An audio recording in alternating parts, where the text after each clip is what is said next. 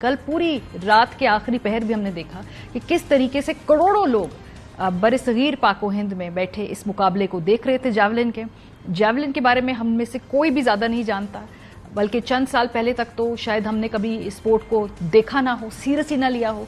लेकिन नीरज चोपड़ा और अरशद नदीम का शुक्रिया अदा करना चाहिए कि किसी और खेल में भी इतना ग्लैमर पैदा कर दिया, इतना इंटरेस्ट पैदा कर दिया कि पाकिस्तानी और भारतीय रात के 12 बजे भी बैठकर उस मुकाबले को देख रहे थे। अरशद नदीम के इस सफ़र की आपको एक झलक दिखाते हैं, उनकी कल की उस खेल की, कल की जो उनकी वो थी, ज़रा देखिए। 40 साल के बाद अरशद नदीम ने जब ये तमगा जीता तो कुछ पल के लिए हमें लगा कि सब कुछ शायद ठीक हो जाएगा। हम एक ऐसी कौम है जो हर वक्त सर्वाइवल मोड में रहते हैं, हर वक्त सर्वाइव करने का सोचते हैं। कल पहली मर्तबा जब हमने ये गोल्ड मेडल जीतते हुए अरशद को देखा तो हमें लगा कि हम थ्राइव भी कर सकते हैं। और एक आम पाकिस्तानी को जो ख्वाब देखता है, उन ख्वाबों को पूरा करने के शायद रिसोर्सेज नहीं रखता, उनको एक उम्मीद दिला दी कल अरशद ने। और अब वो शायद अपने ख्वाबों को मजीद जोरों शोर से देखे भी और उनको हासिल करने के लिए तगो-दो भी करे। जब ये कल जीत गए अपना मुकाबला, उसके बाद जो एक और मोमेंट बड़ा एंडियरिंग था उसमें था जब अरशद रोना शुरू हो गए। उन्होंने वहां पे अपने दोस्त को गले लगाया। पाकिस्तान क्या दुनिया भर में और खासतौर पे साउथ एशिया में मर्द रोने को कमजोरी की निशानी समझते हैं। वो किसी के सामने रोना नहीं चाहते, उनकी मर्दानगी को लगता है कि ठेस पहुंचती है। अच्छी बात है कि हमारे जो नए दौर के एथलीट्स हैं वो अपने इमोशंस को ना सिर्फ एम्ब्रेस करते हैं बल्कि दुनिया के सामने वो इमोशंस दिखाते भी हैं। इससे जो पाकिस्तान और साउथ एशिया में मर्द हजरात अपने इमोशंस को सप्रेस करते हैं, उनके लिए एक बहुत अच्छा रोल मॉडल है। अगर आपको रोना आए, चाहे वो खुशी से हो या गम से हो, जरूर वो कर लेना चाहिए। स्कोर टेबल बड़ा दिलचस्प था क्योंकि कल अगर हम स्कोर टेबल को देखें तो पहले नंबर पे अरशद नदीम थे, दूसरे नंबर पे भी अरशद नदीम ही थे क्योंकि उनकी जो दोनों थ्रोज थी वो नीरज चोपड़ा से ज्यादा लेंथ की थी। नीरज 90 क्रॉस नहीं कर पाए।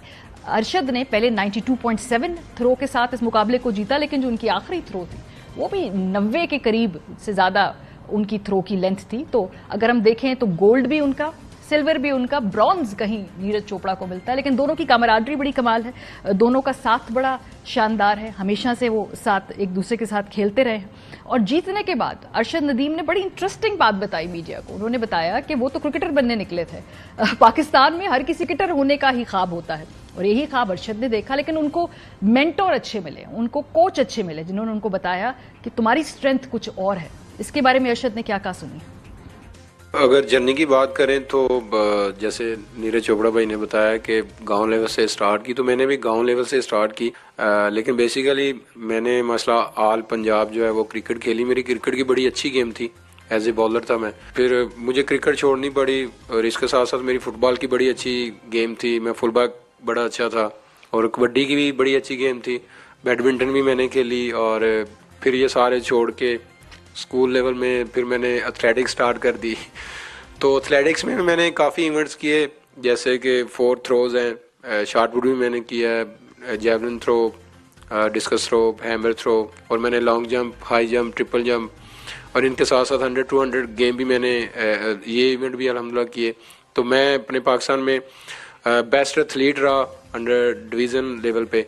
तो उसके बाद फिर जो कोच थे मेरे बेसिक रशीद अहमद साकी साहब, उन्होंने कहा कि यार सारा कुछ छोड़ दें, आप जेवलिन की तरफ आएँ, आपकी फिजिक अच्छी है। तो उस वक्त मेरा शौक था कि मैं क्रिकेट में जाऊं, लेकिन क्रिकेट में आगे आना बड़ा मुश्किल था। एक टीम होती है, उसमें अपना नाम बनाना, जगह बनाना बड़ा मुश्किल हो जाता है। तो बड़े भाई भी थे, उन्होंने भी कहा कि यार एथलेटिक में, तो इसी तरह फिर मैंने एथलेटिक का आगाज स्टार्ट किया। शुक्र है अरशद क्रिकेट नहीं खेलने निकल पड़े, वरना आज पाकिस्तान को 40 साल बाद ओलंपिक्स में गोल्ड का तमगा कैसे मिलता। जहां अरशद नदीम होते हैं वहीं पे नीरज चोपड़ा भी होते हैं। नीरज चोपड़ा थ्रू आउट उनकी जर्नी, पाकिस्तानियों ने भी अरशद नदीम की वजह से उनको फॉलो किया। नीरज का हमेशा पलड़ा भारी रहा आज से पहले अरशद नदीम के मुकाबले में, बल्कि एक तरीके से लुकअप किया अरशद नदीम ने नीरज चोपड़ा को हमेशा। उनकी आज की गुफ्तगू से भी लग रहा था जैसे वो उनको एज अ बड़े भाई के तौर पे उनसे गुफ्तगू कर रहे थे। लेकिन कल जब ये मुकाबला, उसके बाद लगा कि नीरज को काफी देर तक यकीन नहीं आया कि अरशद ने 2 थ्रोज 90s से ऊपर फेंकी। लेकिन स्पोर्ट्समैन स्पिरिट क्या कमाल पाया है। और देखिए कि कल के दिन की परफॉर्मेंस के हवाले से नीरज चोपड़ा ने अपने से बेहतर एथलीट को कैसे एक्नॉलेज किया और उनको क्या कहा, देखें। कंपटीशन बहुत अच्छा था और वही है, हर किसी दिन किसी एथलीट का दिन होता है। आज अरशद का दिन था, कभी जब बात करें टोक्यो की और बुडापेस्ट की, वहां पे अपना दिन था। बड़ा मुश्किल होता है अगर आप गोल्ड हासिल करना चाहते हो और आप समझते हो कि अभी तक मैं आगे रहा हूं एक सर्टेन प्लेयर से, तो आपकी जेलसी, एनवी, ये सारे इमोशंस होते हैं, उनको मैनेज करना बड़ा मुश्किल है। ये कुछ हम सीख सकते हैं नीरज चोपड़ा से। और नीरज की वालदा साहिबा और अरशद की वालदा साहिबा कमाल कर दिया, जिस तरीके से, जितने ग्रेस से, जितनी मतानत से कल के मुकाबले के बाद उन्होंने मीडिया का सामना किया और उन्होंने जिस तरह एक दूसरे के बेटे के बारे में गुफ्तगू की, काश और लोग भी स्पोर्ट्समैन स्पिरिट नीरज और अरशद की माओं से सीख लें। जरा देखिए, दो माएं जो बॉर्डर के पार रहती हैं, लेकिन उनका सेंटिमेंट कितना खूबसूरत है। ताला की मैं बहुत शुक्रगुजार हूँ और पूरे मुल्क की शुक्रगुजार हूँ और पूरे पाकिस्तान की शुक्रगुजार हूँ। मेरे बेटे के लिए दुआएं की और दुआएं के साथ मेरे बेटे ने मेडल जीता और मेडल जीत के पाकिस्तान का नाम रोशन किया और पाकिस्तान का झंडा हुआ। नीरज चोपड़ा के बारे में क्या कहेंगे? वो अरशद से हार गए। हार जीत तो अपने किस्मत की होती है और वो भी मेरा बेटा है। इंशाल्लाह ताला कहते होंगे उसनों भी कामयाब करे अल्लाह मियां, उसनों भी मेडल जीतन की तौफीक देगा। नहीं जान तो बहुत खुश है, हमने तो सिल्वर भी गोल्ड का लग रहा है। गोल्ड उसका गया फिर हमारा लड़का जो मेहनत करके सब जा रहे। कोई बात नहीं जी, ये तो तीनों हैं बच्चे के खिलाड़ी के। क्या कमाल बात है, कितने लोग ऐसा सोचते हैं और कितने लोगों की माएं अपने बेटे के बेस्ट कंपेटिटर के बारे में ऐसा जज्बा रखती हैं। तो इन दो खवातीन ने यकीनन एक नया बेंचमार्क सेट कर दिया है। लेकिन पाकिस्तान की सियासत, पाकिस्तान की सूरत हाल, ज़रा भी उसमें कुछ बदलाव नहीं आया। जैसे ही ये कल मुकाबला हुआ, उसके बाद शेमलेसली, जैसा कि एक्सपेक्टेड था, अरशद की जीत का क्रेडिट लेने के लिए एक लाइन लग गई, एक मुकाबला लग गया। अरशद का मेडल खाली उसका मेडल है। अरशद ने मेडल इसलिए नहीं जीता क्योंकि पाकिस्तान की में कोई फैसिलिटेशन हुई या पाकिस्तान की हुकूमत या उसकी जो ओलंपिक बॉडीज़ हैं उनकी वजह से उसने मेडल जीता। उनके होते हुए भी ये मेडल जीता है।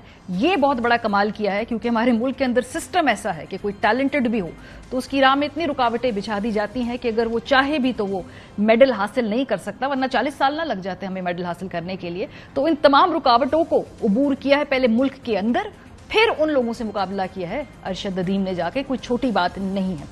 क्रेडिट लेने वालों में उस्मान बुज़दार साहब नमूदार हुए। वो वैसे तो कहीं कोने में खामोशी की जिंदगी गुजार रहे हैं। ये उन्होंने अपनी तस्वीर ट्वीट कर दी और उन्होंने कहा कि मैं उनसे मिला था और उन्होंने इसका क्रेडिट लेने की कोशिश की कि हमने उसको यकीन दहानी करवाई थी, हमने उसको सपोर्ट किया था। इसके अलावा हमने देखा कि अता तारड़ साहब, राना मशहूद साहब, शहबाज शरीफ साहब सामने आए। उन्होंने कहा जी तो वजह से, हमारे विजन की वजह से, हमारे एक स्पोर्ट्स फेस्टिवल की वजह से अरशद नदीम जो है वो आज इस मकाम पे पहुंचा।